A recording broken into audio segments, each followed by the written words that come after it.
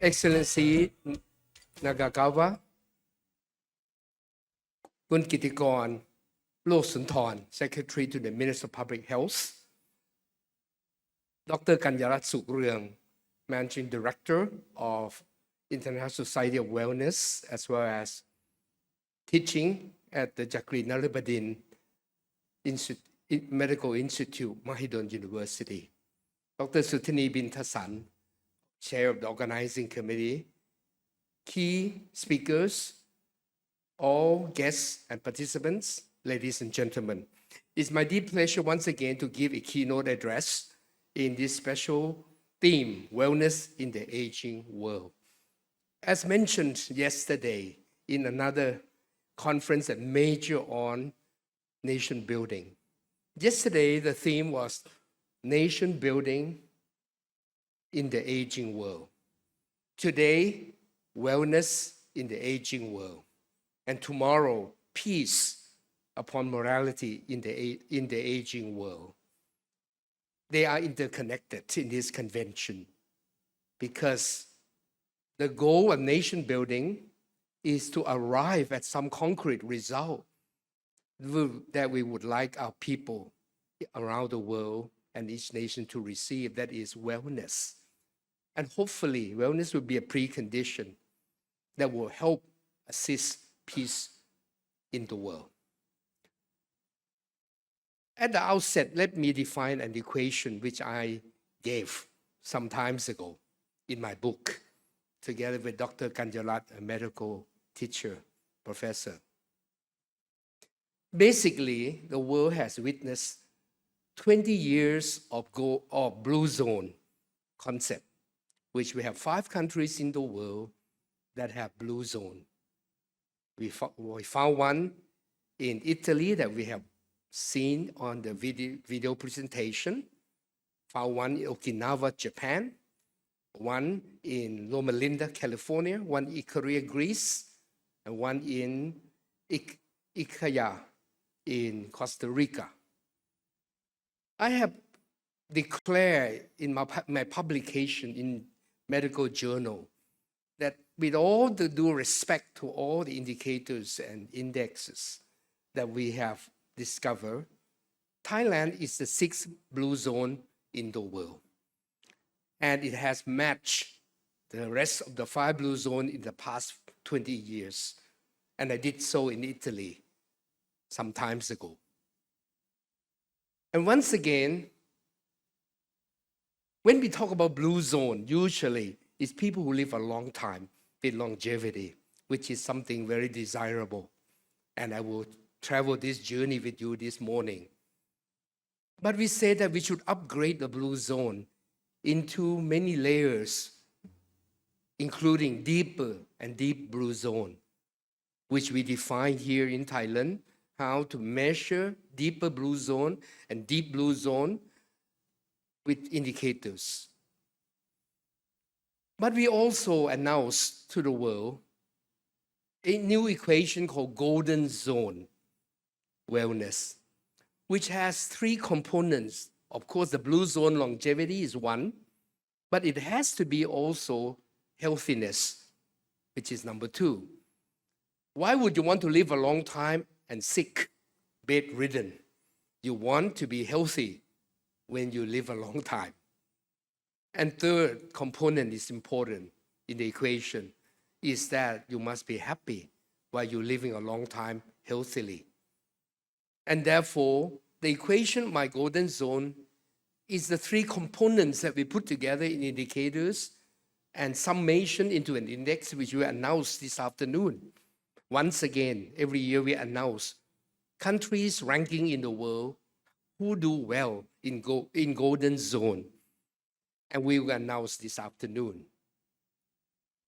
And it's very pertinent to understand the nuance in each ingredient of making a country in the gold zone.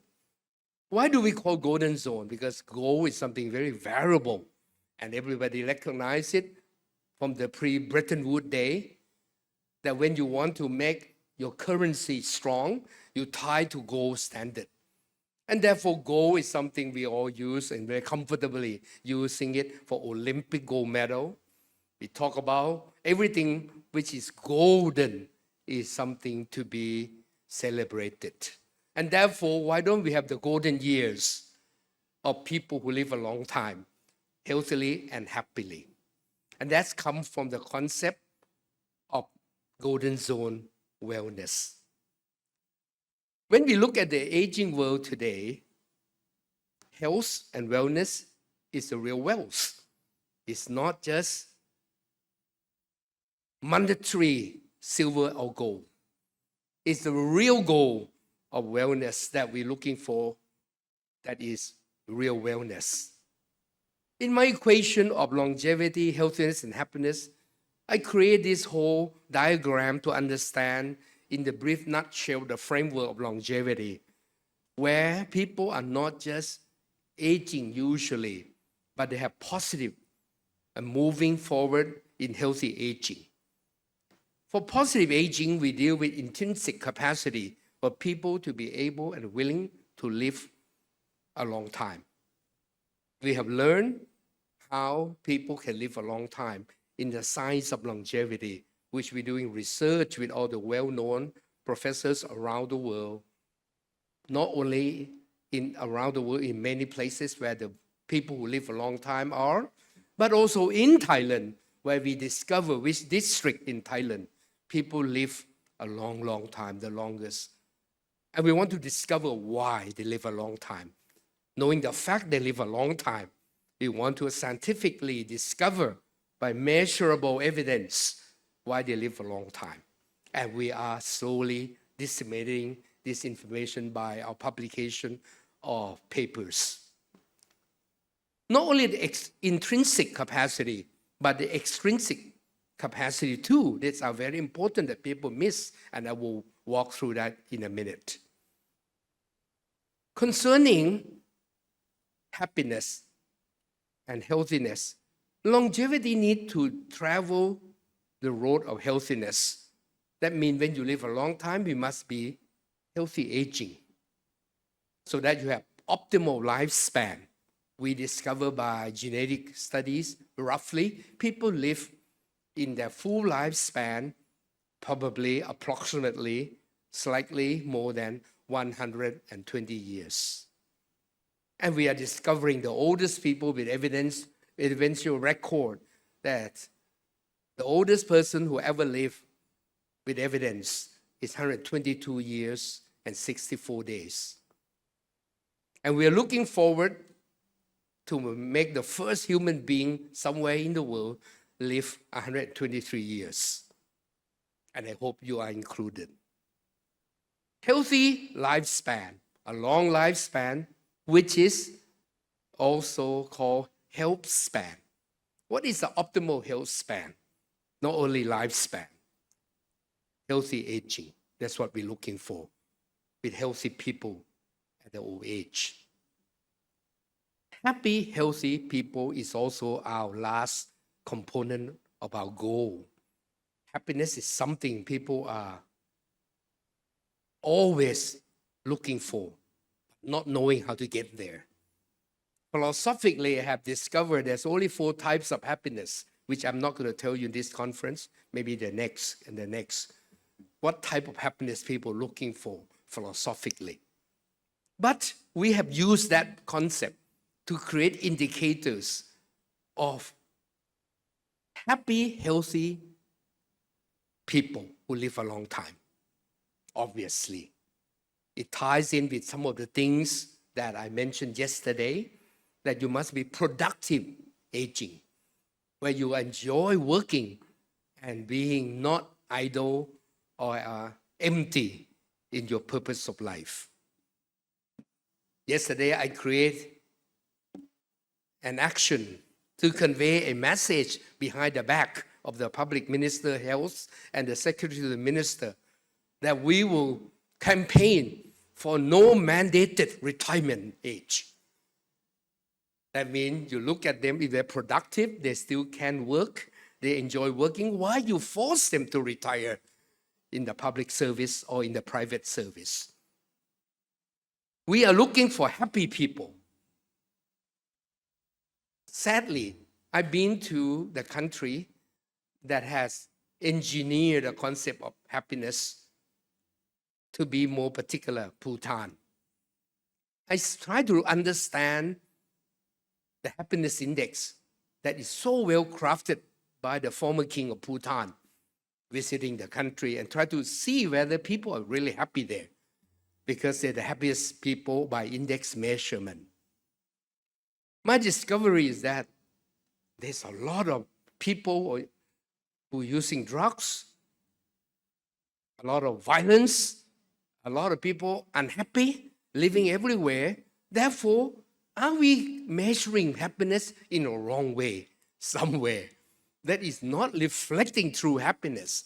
That's why it's come to my attention to create a better index of happiness, I hope.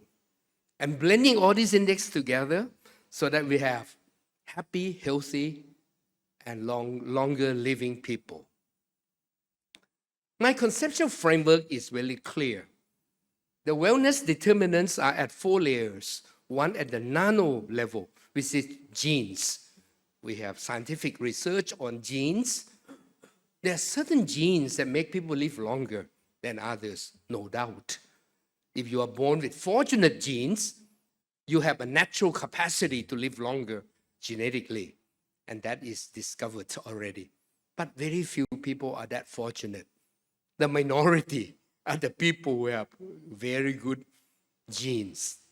But genes only accounted for, in my opinion, and I think is in line with some scientific basis, about 20% of longevity. That means the others accounted for another 80%. Therefore, if you are not so fortunate to have the inheritance of the good genes from your forefathers, you can make it up by other factors, which is not genetic. We're not discounting the genetic effort to try to understand how to scientifically, technologically help us to manipulate a little bit of the genetic factors if we can. But the second layers that we need to look at is a micro level of wellness determinants, which I call behavioral factors. That means how you behave, your lifestyle, how you live. And here at my research institute, we have written there are 12 key factors we discover in behavioral lifestyle that you can determine to make yourself a bit healthier and live a longer time. The third layers I call the meso layers, which is the communities you live, interact often face-to-face, day by day. And that's a very important community levels that people miss.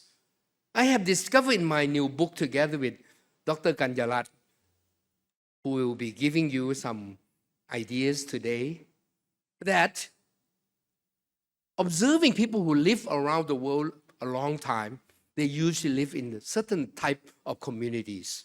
There are 8 characteristics in particular of the type of communities they live with that make them live a long time. So therefore, we need to work at the meso level, where we create environment which is different from what we see in the very alienated and strange world today, that people don't live in community. A lot of people die alone in their houses with no one care for them. Abnormal living when you don't interact with other people. Interaction, therefore, is very important. I hope people who come to this conference will live a longer time because you're interacting with me. If you're not interacting with anybody, maybe you die alone and not very happy.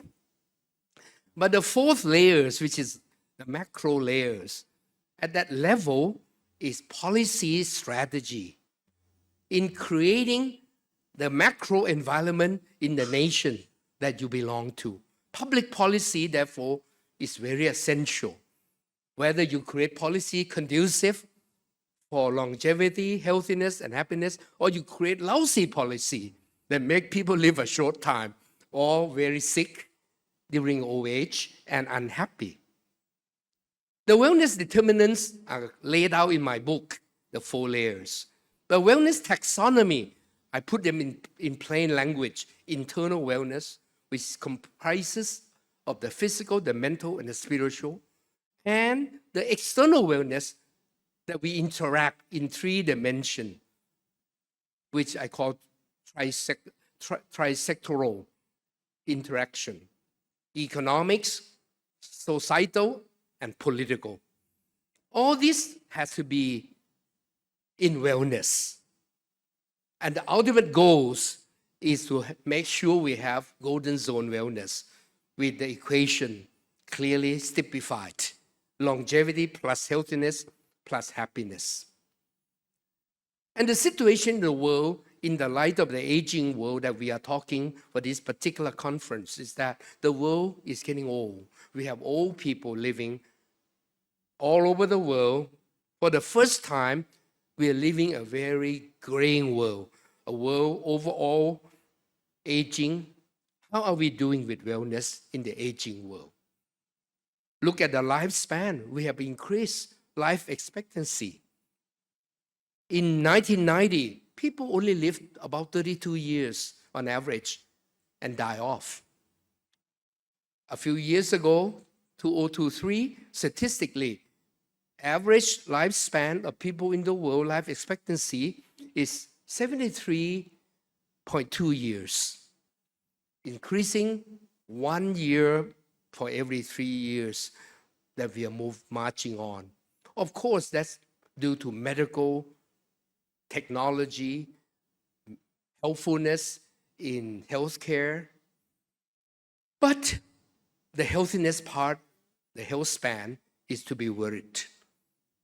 In the year 2000, for instance, people live healthily only about 58 years.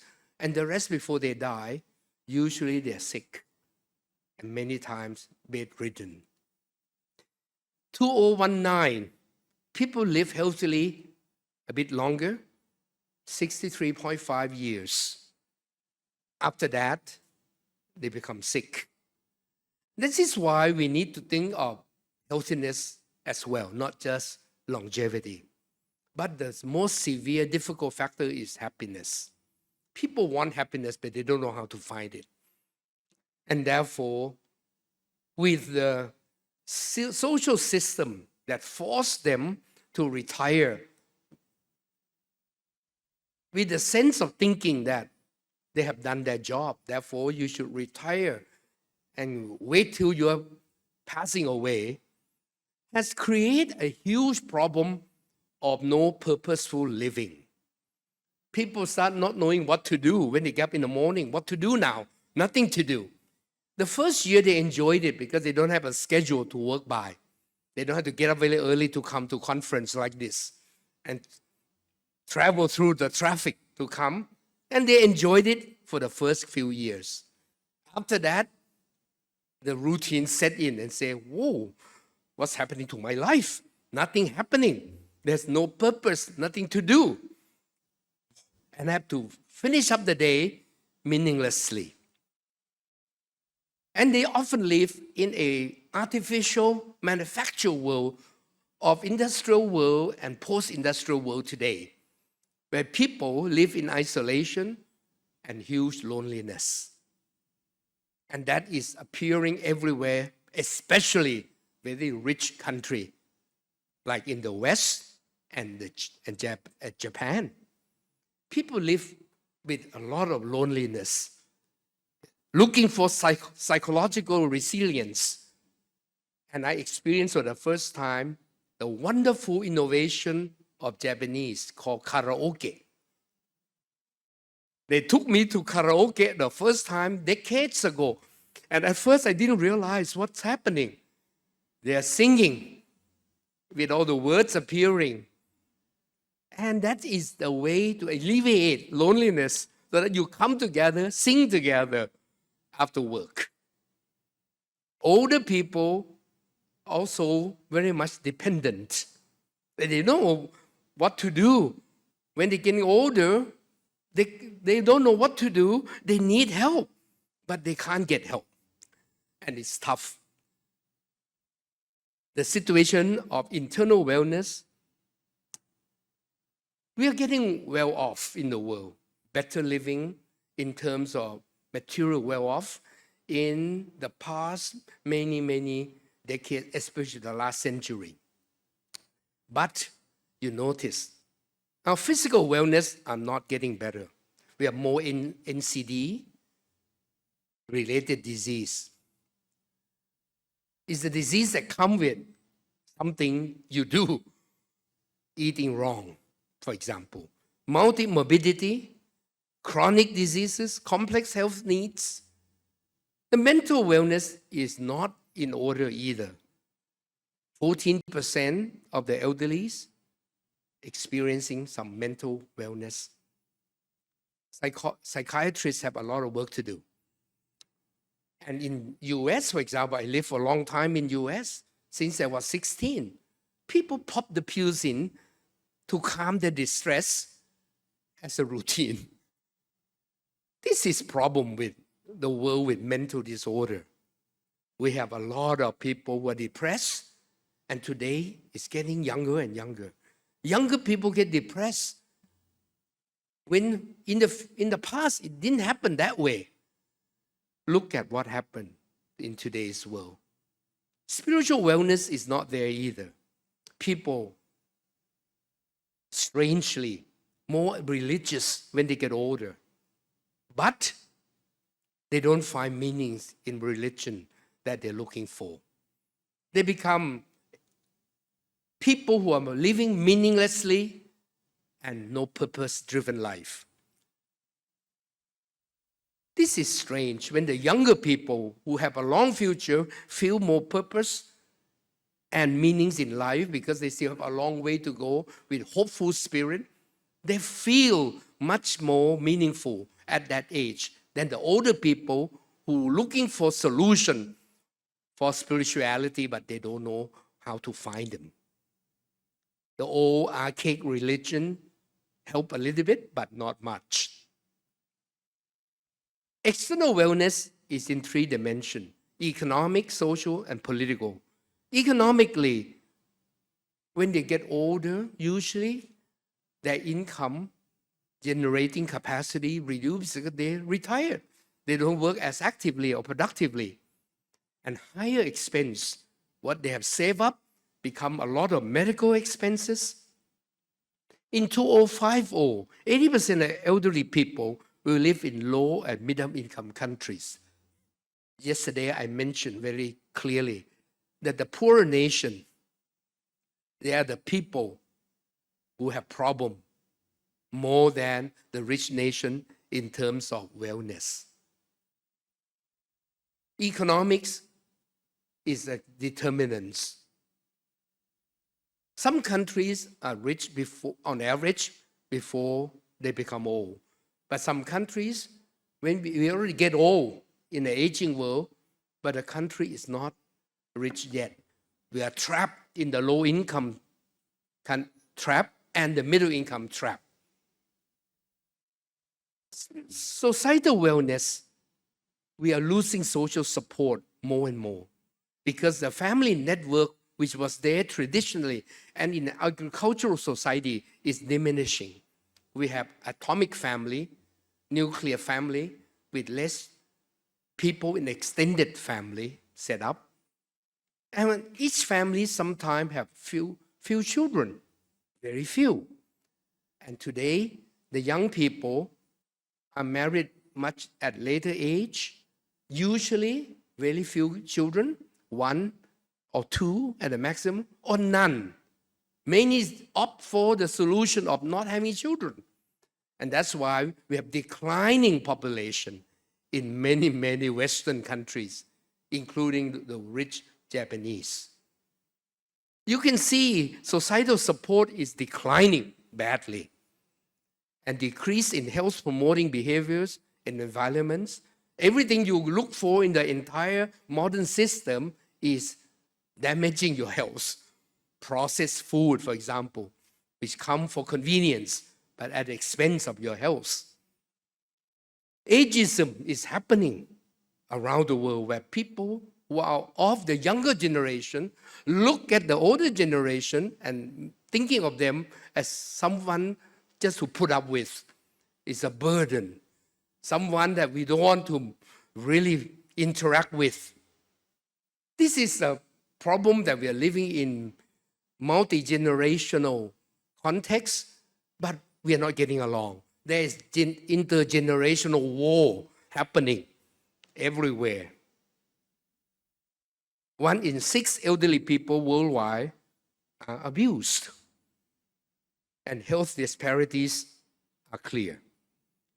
The rich urban and the poor rural in many countries are stark contrasts.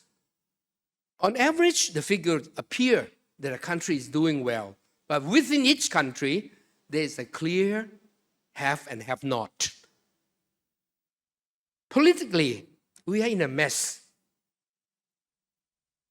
After the democratic revolution in Europe, the doctrine of democracy, which is to be accepted, to allow people participation, and what I call electioneering, has produced mediocre politicians. The best and brightest, very few become politicians. I'm announcing to my countrymen tomorrow, send me the names of good prime minister you like to have in Thailand, so that I put them on the list to promote them. I'm looking for the right prime minister in Thailand for the future. Very hard to find. I'm sure if I do the same thing in US, send me the name of the type of president you want for the future, post-Trump. I think it's going to be very difficult to find the right prime minister and the right president. Politics have not turned out the right people. And understandably, politicians are under the context where the people are. You have the same kind of people in politics, the same kind of people you are as citizens. If you're an irresponsible citizen, you're looking for free populist handouts, you'll get the politician that please you by doing nonsense policy to gain votes. And this is what happened in the world today, where populism is on the rise. Political participation are declining in the world. Look at the US, a democratic country, people don't vote, a lot of them, because they don't believe that votes matter anymore. Look at political participation also decline with age. When you get older, you're less active politically. You lost the sense of autonomy and you become dependent. And therefore, you don't feel like participating. Rights and freedoms are unintentionally restricted. Sometimes the society are not friendly to the older people. Architectural building designs and everything are not friendly to the old people. Therefore, you restrict them without knowing. Challenges in promotion of wellness in the aging world. Many ideas have been circulated around in our workshop, in our academia. Implementation have not been happening, particularly in the low-income and the middle-income countries. Look at the direction we are taking in the public health ministry everywhere in the world I have seen. They usually major on treatment more than prevention. Most of the budget and personnel are right there to treat when you are sick, not to prevent them from being sick. We focus on physical wellness and we neglect a lot of mental and spiritual wellness. We focus on healthcare services for the elderly instead of prepare them well earlier before they become old. We focus on reaction rather than proactively do so. The challenges are numerous. Resources are always limited. Personnel are always limited everywhere. Socioeconomic inequalities are causing health and wellness inequalities. The rich can have access to wellness because it's costly, but the poor usually they can't access wellness. The difficulty is in changing behavior and environment. I've seen a lot of my friends around who know that they shouldn't eat the dessert. It's too sweet. It's no good. But they sneakily eat them behind my back all the time. Yesterday, Minister Somsak said it so well. You don't eat too much carbohydrate when you're older. And he even gave you an instrument and gave me a gift to measure how much carbohydrate you should have per day. He's the only one who can do it because he looks slim. And look at his secretary. Definitely didn't do it, for sure. We are unable to live up to the rules of behavioral lifestyle that we're looking for. Environment are not conducive. Everywhere you go, it's not helpful for wellness. This is a modern lifestyle. And generational conflict in policy making is on the rise. You are stealing budget from each generation. Limited budget, how do you allocate to the young and to the old? The young took a lot of money in the past. The old are fighting back and say, we are getting old. We have not enough budget. What do we do? I'm trying to do research on longevity, healthiness, happiness in Thailand. I announced among the professor of medicine in 85 countries in Italy and Rome, when we were presenting our paper, that Thailand is moving ahead with Golden Zone Wellness, and everyone's so interested to do research with me. I give a complaint to my friend Kitikon and say that your ministry are not giving us the research money. He asked me, when you get the money to do research, he asked first. I say, you're not giving me the money. So he pushed it to the Ministry of Higher Education. I say, you got to talk to the Minister of Higher Education to give me the money to do research, because this is good for Thailand in policy making. And now he agrees after making him listen to this. My message to the world is clear. Strategy is total wellness. That's the key word. The word is integrating comprehensively everything on wellness together. We have limitation. We need to develop personnel with expertise in caring for complex health problems. One-stop service system, which is convenient. Collaborative health service network together. Telemedicine connecting with the traditional on-site services. Specialized hospital for the elderly. So that we clearly cater for 20% of our population in the future. Designate them elderly hospital, so that people know exactly where to go when they need help. We need to expand comprehensive health and wellness services, focus more on prevention than treatment, respond for long-term, not just short-term emergencies. We need to comprehensively develop services from preventive, promotive, curative, intermediate, longer-term, and palliative care. Expand existing healthcare service and centers so that it's scattered all over Thailand and the world from each country we belong to. Promote investment in health and wellness industry so that the private sector can get involved, not just the public sector with limited fund. Collaborate with communities to provide services that are lacking, so the communities work together with us everywhere. We need to develop holistic health and wellness, focusing on taking care of all dimensions, internal and external, I mentioned. Collaboration between healthcare providers and other wellness providers, including financial planners, psychologists, and many other professions.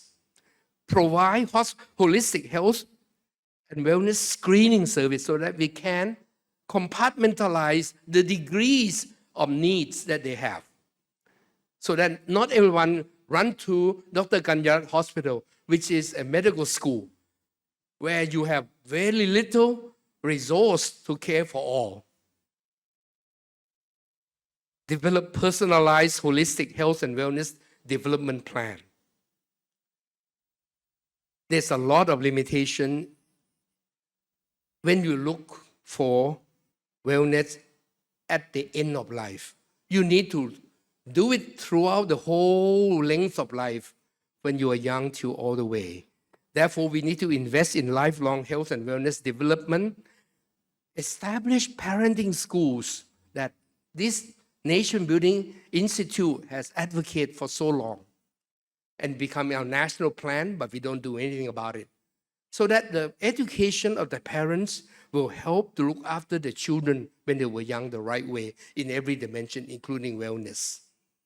Improve family health and wellness in the home, in the school, and in the workplace. We have a program here called Wellness Corporate Nation Building, where we have established about 1,000 working places as model example how to keep wellness in the workplace. We have created wellness school, create wellness component inside all those various schools as model examples in Thailand. And also we try to train the parents. How do you make your household a wellness household? We have tried very hard to make sure that lifelong and wellness information are disseminated. We need to create communities that support. This is the book I mentioned, where 8 characteristics of centenarian village. I have tried hard to talk to my real estate friends that when you build real estate housing, not only look beautiful, not only functionable, it has to be wellness-centric. And this is how we create a community-based wellness, which I call AIP model. My AIP model is simple.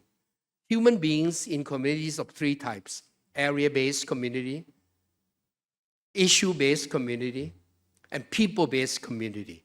These 3 types, I'm establishing a model example in Thailand. We have created area-based centenarian village somewhere in Thailand as a model example. We also create a self-sustained community where people live together on the same issues they care for. It's right here in Bangkok, which we established one in Thung Kru district. We also try to create Golden Zone Wellness network of older people in every province in Thailand. And it's going to be done 77 provinces soon. We are now in many provinces. Bringing the old people together in that atmosphere of network where they are meaningfully, purposely engaging and not just being idols. We are looking for development of innovation for elderly health care and wellness of every kind. We try to allow the public sector to work with the private sector and the people sector, trisectoral. Here, the Minister of Public Health have done a great job in village health volunteers. We need to bring them all in, millions of them, to work together. Government subsidies has to go in so that they don't have to go to institutional caring for the elderly only, but right in their own home, so that it assists the family members to do so. Promoting social enterprises, providing care service for the elderly in the community. You know, I have developed this concept for 30 years of 2 generational nurseries. My concept put it before my future minister, which is going to be hopefully soon, that every workplace we should have 2 gen nurseries. One for the little kids, where nursery is there in every workplace, but also for the elderly's parents, so that when you go to work, they have social setting for the kids and for the older generation, the grandfathers, the grandmothers, and then they mix and socialize. So we can do that in my new creative ideas for the last many decades, but hasn't found success in all over Thailand yet. Public policy like that would be helpful. We can develop time bank concept, which we have created for the last 30 years, that people volunteer 3 hours a month to help do social work. And then we match the needs with the voluntary time engagement. Time Bank Society, which I established in Thailand, is doing well, but not enough. We need to engage half of our population in this voluntary work. That's where I'm heading, and I hope the government is heading the same way. Financial innovation for the elderly care are very important. I warned the Thai society when I was in my life in politics and during my life in politics and post my life of politics to make sure that we have compulsory scheme that people put into the pension fund during their early years of their work when they were still young, in early stage of their career, so that at the old age we have enough money accumulated in their accounts to look after them. Sadly, my friends in politics are not doing it yet.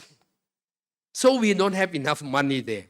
I create very creative program in public policy. I say that, what about when you try to make people pay value-added tax, VAT, if there are certain people who are poor, they don't have enough saving, you take their VAT internally and transfer to their account at old age so that they accumulate the money for them in the future. I try to suggest to our lottery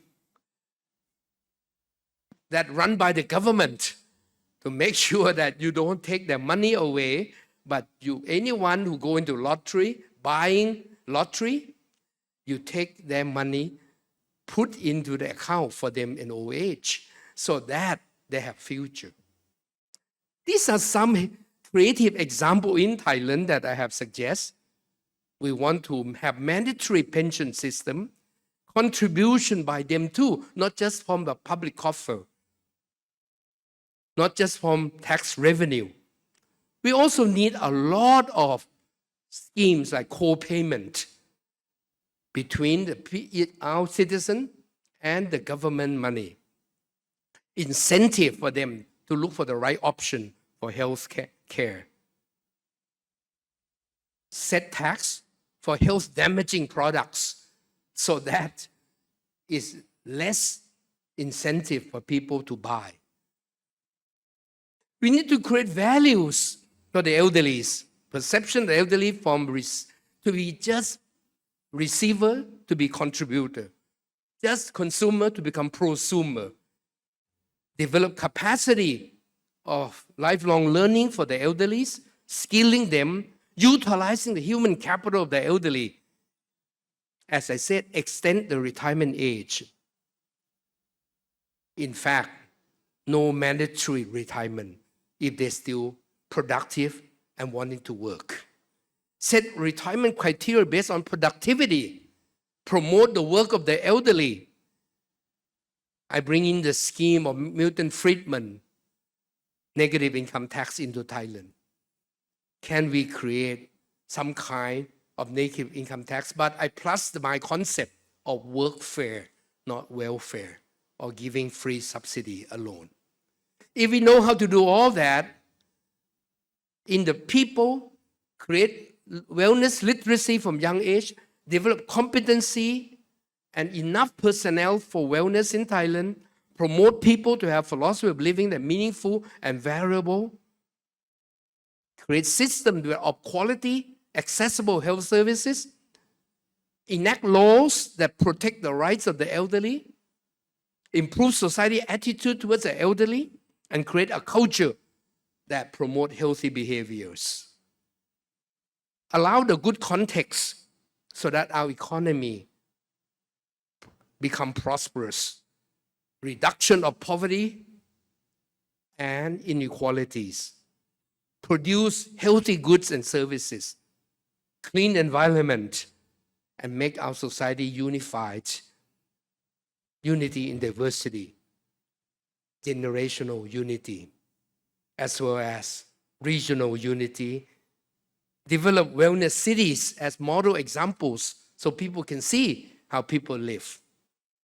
This is a message I'm sending out to the entire world in this International Convention on Golden Zone Wellness. As I mentioned earlier, our convention is not conference as usual. It's a purposeful conference. It's set so that we send out a key message with desire to make a world better. I hope that we will be able to find healthy citizens, because the late Winston Churchill have said so well, healthy citizens are the greatest asset any country can have. If they're not healthy, the citizen will become a burden and not an asset. But let me say it a little bit more, deeper and stronger. Happy, healthy citizen who live a long time are the greatest asset any country can have. That's why Golden Zone Wellness is the greatest asset any country can have. Thank you very much.